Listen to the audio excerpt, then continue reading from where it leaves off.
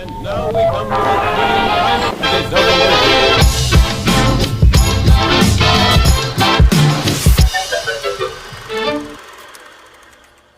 Gawa tayo ng simpleng palabok.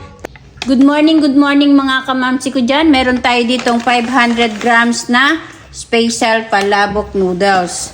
So, ang gagawin natin, before ako pumunta ng market, syempre ibababad ko na to para lumambot. Hindi ko po ito lahat lulutuin kasi napakarami kapag naluto. Nung last naluto ko nito, napakarami kasi hindi namin siya maubos. So, ang laman nitong ating 500 grams na palabok is apat na layer. So, yung dalawa lang po ang lulutuin natin. So, bali 250 grams.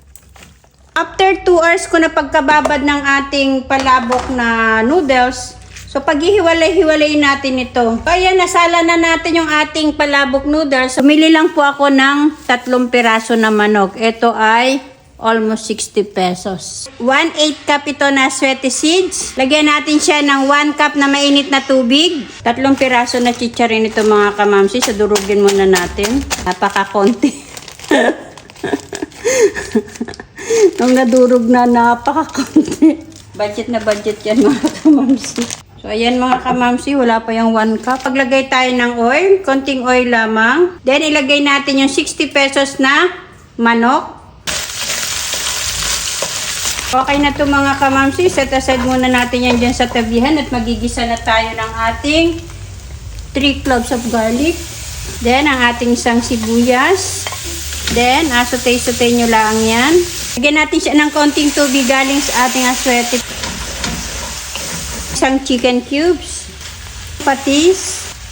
Seasoning. Saka natin haluin. Maglalagay ako ng kalahati ng ating chicharon na dinurog. Magdala po kayo ng pang-toppings. Ayan po siya. Pasensya na po kayo. Wala po akong tinapa. Wala po kaming tinapa dito eh.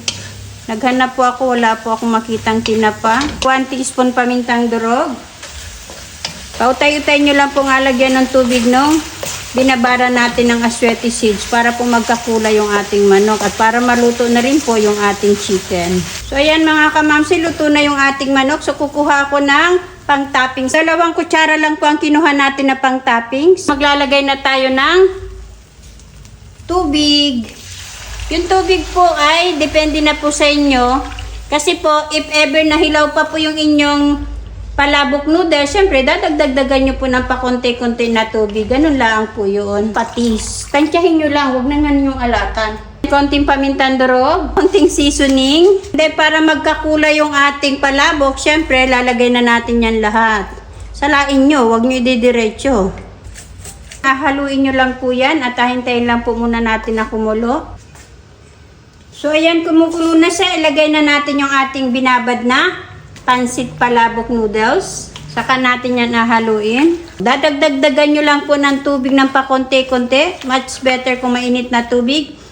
Hanggang sa maluto yung ating palabok noodles. Naglalaga na rin po ako ng 4 na itlog para sa ating pang-toppings. So, i-check natin. Ito po yung ating tinira na chicharon.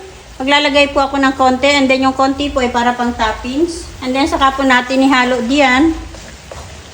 Ayan. And then, sabay off po ng stove. Lalagay ko po sa comment section ang lahat ng aking ginamit sa ating simpleng palabok. Ilalagay ko lang po sa comment section ang size ng bilao. Nakalimutan ko nung size niya. Tamang-tama lang po dito sa isang bilao.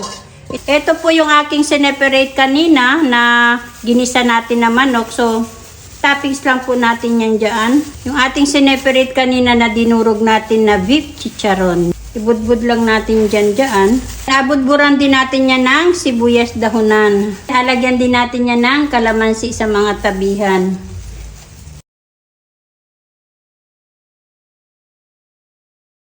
So, eto na mga kamamsi ang ating simpleng palabok. Tamang-tama sa ating Kapaskuhan at Bagong Taon mga kamamsi. Kayang-kaya ng ating bulsa. I-try nyo mga kamamsi. Kain po tayo mga kamamsi.